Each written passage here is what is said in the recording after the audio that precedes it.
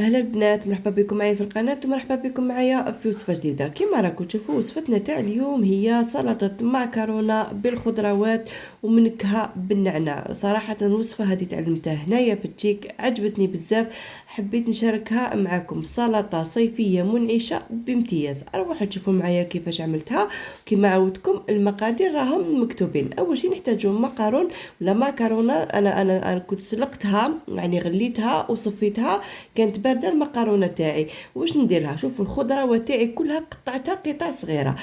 حطيت الجزر، الخيار، الفلفل الاحمر هذا، الذره ولا كما نقولوا له حنايا المايز، الزيتون، تقدروا زيتون الخضر اللي عندها زيتون خضر، الفلفل الاصفر، كميه تاع السلطه كما راهي باينه في الصوره. شوفوا الكميه تاع الخضروات نتوما تحكموا فيها، تقدروا تزيدوا تقدروا تنقصوا، كل وحده تحط الخضره اللي تحبها بزاف.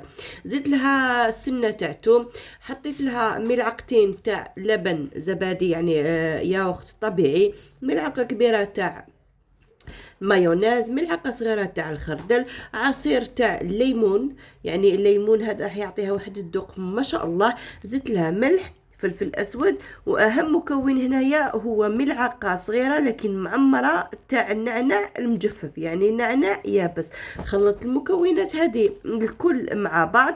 السلطه هذه لازم تتاكل بارده، يعني بعد ما خلطت هذه السلطه كامل تحطوها في الثلاجة حتى تبرد لكم مليح وتقدموها بالصحة والهنا.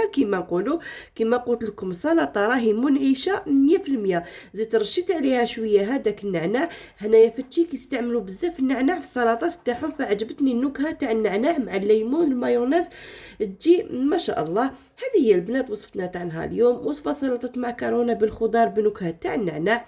نتمنى ان شاء الله تكون عجبتكم الوصفة، ونتمنى ان شاء الله تجربوها اللي ملا، وسنوني في وصفات اخرى. سلام.